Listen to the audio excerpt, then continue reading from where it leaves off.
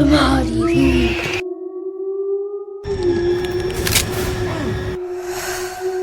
Movie की शुरुआत में हम मिस्टर मलिन्स को देखते हैं, जिन्होंने सबसे पहले एनाबेल डॉल को बनाया था। डॉल बनाते हुए उन्हें एक नोट मिलता है जिसमें लिखा था फाइंड मी। मलिन्स नोट पढ़ने के बाद अपनी वर्कशॉप से घर के लिए निकल जाते हैं। वहाँ उन्हें एक और नोट मिलता है जिस पर लिखा था क्लोजर, मतलब वो पास ही है जिसने वो नोट लिखा था। मलिन्स जानते थे वो नोट किसी और ने नहीं बल्कि उनकी बेटी बी ने ही लिखे हैं। वो उनके साथ खेल रही थी, लेकिन बाप तो बाप ही होता है। वो बी को ढूंढ ही लेते हैं। वो अपनी बेटी को बहुत प्यार भी करते थे। उनका हंसता खेलता परिवार बहुत खुश होता है। उनकी बेटी बी उनके लिए सब कुछ थी। उनके हंसते खेलते हुए परिवार को किसी की नजर लग जाती है। नेक्स्ट डे जब वो चर्च से अपने घर वापस आते हैं तो उनकी गाड़ी का टायर पंचर हो जाता है। मिस्टर मलिन्स गाड़ी का टायर बदलने लगते हैं। उनकी गाड़ी का एक पुर्जा रोड पर जाकर गिर जाता है। बी उसे लेने रोड पर जाती है। अचानक ही पीछे से आ रही गाड़ी का बी से एक्सीडेंट हो जाता है, जिससे बी की मौके पर ही मौत हो जाती है। इसके बाद मूवी में 12 साल बाद का सीन दिखाया जाता है,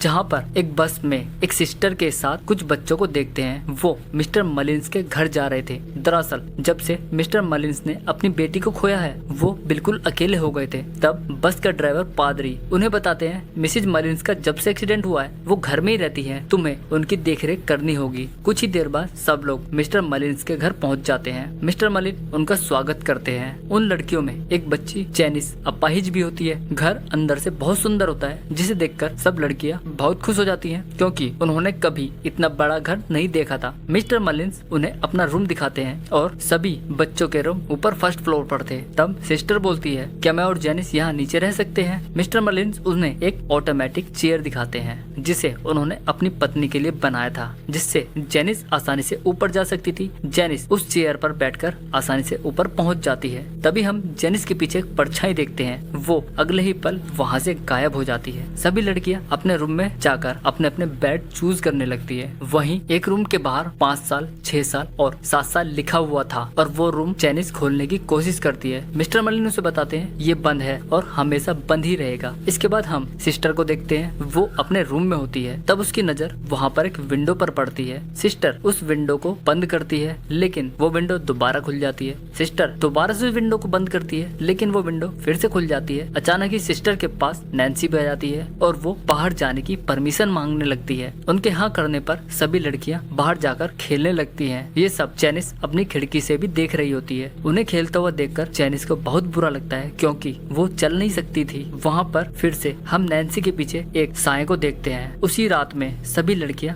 मिस्टर मलिन्स के साथ डिनर करती हैं। तब हम वहाँ पर मिसेज मलिन को देखते हैं। तभी कोई डोर क्लोज कर देता है। रात में डिनर के बाद सब सो जाते हैं। जैनिस को दरवाजे के पास एक नोट मिलता है जिसमें लिखा था फाइंड मी। उस नोट को फॉलो करके जैनिस उस रूम तक पहुंच जाती है जिस रूम में मिस्टर मलिन ने उसे जाने से मना किया था। उस रूम में अंदर जाने पर जैनिस देखती है वहाँ पर बहुत सारी डॉल पड़ी हुई थी। वहाँ पर हम एक छोटा सा डॉल हाउस भी देखते हैं जो बिल्कुल मिस्टर मलिन्स के घर की तरह था। उस छोटे से घर में जैनिस को एक चाबी मिलती है। दरअसल ये चाबी उस बंद पड़े हुए अलमारी की थी जिसमें मिस्टर मलिन्स ने एनाबेल डॉल को छुपाकर रखा हुआ था। शायद वो उस डॉल की शक्ति के बारे में जान गए थे, इसलिए उन्होंने डॉल को बंद करके रखा हुआ था। ठीक वैसे ही जैसे एनाबेल कम्स होम मूवी में एड और लॉरेन ने उसे कांच के बॉक्स में बंद करके रखा था। जब जैनिस उस अलमारी को ओपन करती है तो हम वहाँ पर एनाबेल डॉल को देख पाते हैं। उस डरावनी डॉल को देखकर जैनिस अलमारी को बंद कर देती है, लेकिन वो अलमारी दोबारा से खुल जाती है। जैनिस फिर से दोबारा उसे बंद करती है, लेकिन वो अलमारी फिर से खुल जाती है। ये सब वो एनाबेल डॉल ही कर रही थी। जैनिस उस डॉल के ऊपर कपड़ा डाल देती है और खिड़की से बाहर देखती है। वहाँ पर बाहर मिस्टर मलिन्स को देख लेती है और डरकर वहाँ से भागने लगती है। जैसे वो पीछे मुड़ती है वो डॉल उसकी तरफ आ रही थी। देखते देखते ही वो डॉल वहाँ से गायब भी हो जाती है। जैनिस वहाँ से भागकर सीधा अपने रूम में आकर सो जाती है और मिस्टर मलिन्स भी उसे नहीं देख पाते। अगली सुबह सभी लड़कियाँ हाइड एंड सीक गेम खेलती है, लेकिन जैनिस सिस्टर के साथ होती है। जेनिस सिस्टर से अपना गुनाह कन्फेस करने के लिए बोलती है क्योंकि वो उस रूम में गई थी जहाँ जाने से मिस्टर मलिन्स ने उसे मना किया था। जेनिस उस रूम में होने वाली घटनाएं सिस्टर को बताती है, लेकिन सिस्टर को विश्वास नहीं होता। तब वो जेनिस को समझाती है, तुम मिस्टर मलिन्स के बने हुए रूल्स को नहीं तोड़ सकती। वो हमें यहाँ रहने की परमिशन देकर हम पर एहसान कर रहे हैं। तभी हम उनमें से एक छोटी बच्ची को देखते हैं। खेलते खेलते वो सीढ़ियों के नीचे बने हुए स्टोर रूम में जाकर छिप जाती है। वहाँ उसे भी एनाबेल डॉल दिखाई देती है। अचानक ही उस डॉल को कोई पीछे की तरफ खींच लेता है, जिससे डरकर वो बच्ची बाहर आकर गिरती है। उसे देखकर सभी लड़कियां उसका मजाक बनाने लगती हैं। उधर मिस्टर मलिन उस विंडो को बंद कर देते हैं, जिससे वो सिस्टर डर रही थी। रात में कैरल और नैन्सी चादर ओढ़कर बातें कर रही थी। वो मिस्टर मलिन्स की वाइफ की हंसी उड़ा रही थी। तभी उन्हें वहाँ पर बेल बजने की आवाज आने लगती है। वो घंटी की आवाज धीरे धीरे तेज होने लगती है और इसी के साथ ही उनकी वो टॉर्च बंद हो जाती है। तब उन्हें एक बहुत ही डरावना साया उनकी तरफ आता हुआ दिखाई देता है, जिससे डरकर ये दोनों जोर जोर से चिल्लाने लगती है। उनकी चिल्लाने की आवाज सुनकर मिस्टर मलिन के साथ सभी लड़कियां वहाँ जाती है। नैन्सी बोलती है, मैंने आपकी वाइफ को अभी अभी रूम में देखा था। मिस्टर मलिन उन्हें बताते हैं, ऐसा कैसे हो सकता है, मेरी वाइफ तो बहुत सालों से चल ही नहीं सकती। वो वहाँ से चले जाते हैं। अगली सुबह मिस्टर मलिन जब घर से बाहर जाते हैं तो मिसेज मलिन्स के पास जाती है। वो सिस्टर को बताती है, बहुत कम उम्र में ही हमारी बेटी एक कार एक्सीडेंट में मारी गई थी। सिस्टर को ये सुनकर बहुत दुख होता है। तब हम मिसेज मलिन को देख पाते हैं। वो चेहरे पर मास्क पहने रहती है। जेनिस बाहर गेट पर खड़ी होकर उनकी बातें सुन रही थी।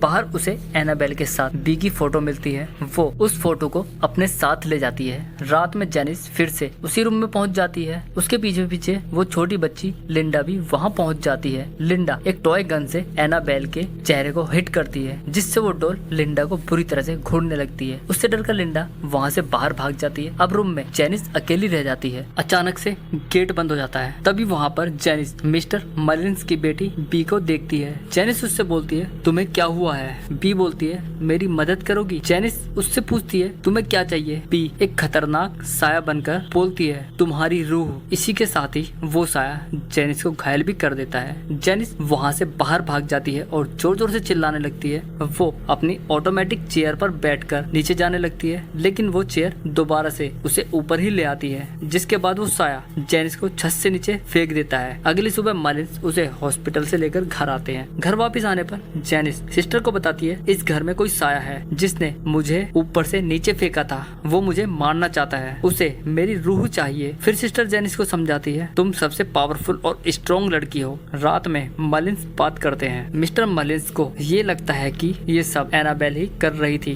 दूसरी तरफ लिंडा को उस रूम में से आवाज आने लगती है। जब वो उस रूम में झांक कर देखती है तो वहाँ पर उसे एनाबेल डॉल कुर्सी पर झूलती हुई दिख रही थी, लेकिन जब वो गेट ओपन करके देखती है तो वहाँ पर कोई नहीं था। वो अपनी टॉय गन से एक बॉल को रस्सी से अटैच करके उस रूम में फेंकती है। तब वो शैतान लिंडा की उस टॉय गन को ही छीन लेता है। लिंडा डरकर वहाँ से सीधा अपने बेड पर जाकर छिप जाती है। वो शैतान वहाँ आकर अपनी डॉल को ले जाता है। अगली सुबह सिस्टर जेनिस को बाहर घुमाने लाती है। तब कोई साया जेनिस की कुर्सी को सामने धक्का देकर स्टोर रूम में फेंक देता है और तभी जोर से गेट भी बंद हो जाता है। वहाँ जेनिस को फिर से बी दिखाई देती है। वो अपने मुंह से सारा खून जेनिस के मुंह में डाल देती है और जेनिस को पूरी तरह से पोजेस कर लेती है। जेनिस की चीख सुनकर सभी लोग वहाँ स्टोर रूम में पहुंच जाते हैं, लेकिन जेनिस को देखकर ऐसा लग रहा था कि वो बिल्कुल नॉर्मल है, लेकिन वो शैतान अब जेनिस की बॉडी में पहुंच चुका था। लिंडा को ये सब अजीब सा लग रहा था। सुबह होने पर लिंडा बाहर उदास बैठी थी। तब मलिन्स उसके पास आते हैं और उससे उसकी परेशानी की वजह पूछते हैं। लिंडा उन्हें बताती है कि जेनिस ने आपकी बेटी बी को देखा है। वो बोलते हैं, मेरी बेटी कई साल पहले मारी जा चुकी है। फिर लिंडा उन्हें बताती है, जेनिस आपकी बेटी के बेडरूम में गई थी जहाँ उसे एनाबेल डॉल मिली। इतना सुनने के बाद मिस्टर मलिन्स को बहुत जोर से गुस्सा आ जाता है और वो वहाँ से घर के अंदर चले जाते हैं और वहाँ जाकर वो चारों तरफ देखते हैं। तब उन्हें एनाबेल डॉल डिनर टेबल पर बैठी हुई दिखाई देती है। वो क्रॉस लेकर उसकी तरफ बढ़ते हैं। वहाँ पर उन्हें टेबल पर एक नोट मिलता है जिस पर लिखा था, ढूंढ लिया। इसी के साथ ही जेनिस रूम में आ जाती है और मिस्टर मलिन्स की सारी उंगलियों को तोड़ने लगती है, जिससे उन्होंने क्रॉस को पकड़ा हुआ था। इसके बाद वो शैतान मिस्टर मलिन्स को बुरी तरह से मार देता है। मिस्टर मलिन्स की चीख सुनकर सिस्टर अंदर जाती है तो वो वहाँ देखती है कि मलिन्स मारे गए हैं। इस घटना के बाद सभी लोग बुरी तरह से डर गए थे। रात में जेनिस डॉल के पास सो रही थी, तब लिंडा उस डॉल को उठाकर बाहर कुएं में फेंकने के लिए निकल पड़ती है, लेकिन सिस्टर उसे देख लेती है। लिंडा उस डॉल को कुएं में फेंक देती है। तब कोई शैतानी साया लिंडा को कुएं में खींचने लगता है। तब सिस्टर आकर लिंडा को बचा लेती है, जिसके बाद वो दोनों भागकर घर में वापस आ जाते हैं। वापस आने पर उन्हें वो डॉल दोबारा से वहीं बेड पर मिलती है, जिसे लिंडा ने अभी कुएं में फेंक दिया था। लेकिन वो एक चीज नोट करते हैं कि जेनिस घर पर नहीं है। इसी के साथ ही सब लोग जेनिस को ढूंढने लगते हैं। सिस्टर मिसेज मलिन से पूछती है कि घर में क्या हो रहा है। तब वो बोलती है वो शैतान लौट आया है। जब हमने हमारी बेटी को खो दिया था तब हमने उस शक्ति से प्रार्थना की जो हमारी बेटी से हमें मिलवा सके और हमारी बेटी को घर में ला सके। वो हमारी ही गलती थी कि हमने अपनी बेटी को उस डॉल में आने की परमिशन दी ताकि वो हमारे साथ यहाँ रह सके। लेकिन उस डॉल में आने के बाद उसकी शक्तियाँ बहुत ज्यादा बढ़ गई थी, जिससे हमें उसकी झलक दिखने लगी। उसे देखकर हम बहुत खुश थे। धीरे धीरे हमें एहसास हो गया कि हमने बहुत बड़ी गलती की है। वो हमारी बेटी नहीं थी, वो था शैतान। उसने मेरी एक आंख को भी फोड़ दी थी, जिसकी वजह से मैं हमेशा से मास्क लगाकर रखती हूँ। इसकी शक्ति इतनी बढ़ गई थी कि हमें चर्च से मदद मांगनी पड़ी। उन्होंने मेरी जान तो बचा ली, लेकिन वो उस शैतान को उस डॉल से अलग ना कर पाए। फिर हमने एक कमरे में बाइबल के पेज लगाकर उस डॉल को एक अलमारी में बंद कर दिया, जिसके बाद उस डॉल ने हमें परेशान करना तो बंद कर दिया। हमें लगा वो शैतान चला गया है, इसलिए हम अनाथ बच्चों को अपने घर लाए ताकि हम प्रायश्चित कर सकें। लेकिन वो शैतान दोबारा से आजाद हो गया। दूसरी तरफ उन सभी लड़कियों को एनाबेल के रूम में दिखाया गया है। वहाँ वो जेनिस को भी देखते हैं जो चल सकती थी, मतलब उसके अंदर वो शैतान अभी भी मौजूद था। यहाँ पर जेनिस कैरल को मारने की कोशिश भी करती है। सभी चिल्लाकर रूम से बाहर भाग जाते हैं। सिस्टर सब लड़कियों को एक साथ रहने के लिए बोलती है। वो मिसेज मलिन्स को अकेले नहीं छोड़ना चाहते थे। जब गर्ल मिसेज मलिन्स को लेने के लिए उनके रूम में जाती है तो वो देखते हैं उस शैतान ने मिसेज मलिन को मारकर सूली पर चढ़ा दिया था और उनकी आधी बॉडी घर में से गायब थी। इससे डरकर सब लड़कियां बाहर भाग जाती हैं। सिस्टर सभी को वहाँ से बाहर जाने के लिए बोलती है। तभी वहाँ पर जेनिस भी आ जाती है। सिस्टर जेनिस के सामने प्रेयर करने लगती है। तभी जेनिस सिस्टर को हवा में टांगकर मिरर में देकर मारती है, जिससे सिस्टर बेहोश हो जाती है और वो शैतान यहाँ पर सभी लड़कियों को परेशान करने लगता है। इससे डरकर लड़कियाँ बाहर ट्रक तक पहुँच जाती हैं, लेकिन लिंडा घर में ही फंस जाती है। दूसरी तरफ कैरल बाहर स्टोर रूम में जाकर छिप जाती है, जहाँ पर शैतान ने जेनिस को पोजेस किया था। वहाँ पर एक बड़ा सा डॉल होता है। तभी डॉल से शैतान बाहर आने लगता है। वहाँ के सभी लाइट्स भी अपने आप फूटने लगती हैं और हम देखते हैं कि वहाँ वो शैतान कैरल पर हमला कर देता है। कैरल वहाँ से बचकर मिस्टर मलिन्स की वर्कशॉप में पहुँच जाती है। वहीं लिंडा उस सीक्रेट विंडो से बचकर भागने लगती है। तभी वो देखती है कि मिसेज मलिन्स की आधी कटी हुई बॉडी लिंडा को मारने के लिए आगे बढ़ने लगती है। लिंडा उस विंडो को बंद कर देती है। फिर दोबारा से सिस्टर लिंडा को बचाने के लिए वहाँ पहुँच जाती है। जेनिस चाकू से जैसे ही सिस्टर पर हमला करती है, सिस्टर जेनिस और उस डॉल को एक साथ उस अलमारी में बंद कर देती है, जिसमें पहले वो डॉल बंद थी। इसके बाद वो शैतान घर में रखे सामान हिलाने लगता है। सारी लाइट ब्लिंकिंग होने लगती है। सिस्टर लिंडा के साथ घर से बाहर आ जाती है। वो घर बुरी तरह से हिलने लगता है और सारी लाइट्स भी ब्लास्ट हो जाती है। घर पर अंधेरा छा जाता है। नेक्स्ट डे पुलिस भी वहाँ पहुँच जाती है। जब वो उस अलमारी को खोलते हैं तो वहाँ पर केवल डॉल थी। जेनिस गायब थी, मतलब शैतान अब आजाद हो गया था। इसके बाद पादरी उस डॉल को यहाँ से ले जाते हैं। वो सब भी इस घर से चले जाते हैं। फिर से हमें अनाथालय में जेनिस को दिखाया जाता है, जिसे एक कपल एडॉप्ट करने आया था। वो उन कपल को अपना नाम एनाबेल बताती है। 12 साल बाद हम उन कपल को देखते हैं जिसने एनाबेल को अडॉप्ट किया था। ये वही सीन था जो हमें एनाबेल मूवी में दिखाया गया था। मिस्टर एंड मिसेज हैगन की हत्या एनाबेल ने की थी। वो अपने पेरेंट्स को अपने बॉयफ्रेंड के साथ मिलकर मार देती है। उनकी आवाज सुनकर उनके पड़ोसी मिया और जॉन जाग जाते हैं। इसी के साथ ही यहाँ मूवी खत्म हो जाती है।